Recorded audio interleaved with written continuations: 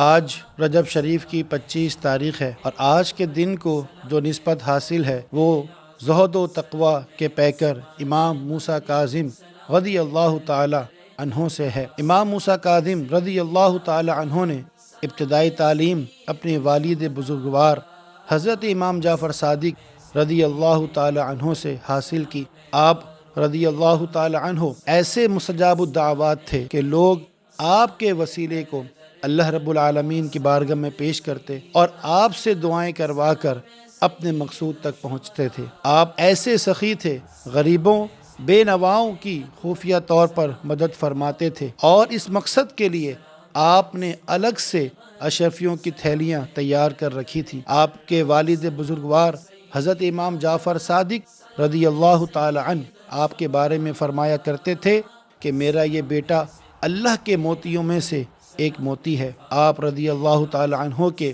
ارشادات میں ہے، آپ فرمایا کرتے تھے کہ اللہ رب العالمین سے تنہائی میں ایسے شرم کرو جس طرح تم لوگوں کے سامنے کرتے ہو۔ آپ فرماتے تھے کہ جب دو لوگ آپس میں گالی گلوچ کرتے ہیں تو اعلیٰ درجے والا شخص بھی ادنا درجے کا حامل ہو جاتا ہے۔ آپ فرماتے تھے کہ شکر کی کمی انسان کو بھلائی سے دور کر دیتی ہے۔ آج امام موسیٰ کاظم رضی اللہ تعالی عنہ کی اصالِ ثواب کے لیے آپ تمامی حضرات اپنے گھروں میں فاتحہ خوانی کا اہتمام کیجیے اور آپ کے وسیلے سے تقوی، پرہیزگاری اور سخاوت کی اللہ رب العالمین سے دعا کیجیے، اور بالخصوص اہل فلسطین، اہل شام اور دنیا میں جہاں جہاں مسلمان پریشان حال ہیں ان کے لیے آپ کے وسیلے سے دعائیں کیجیے۔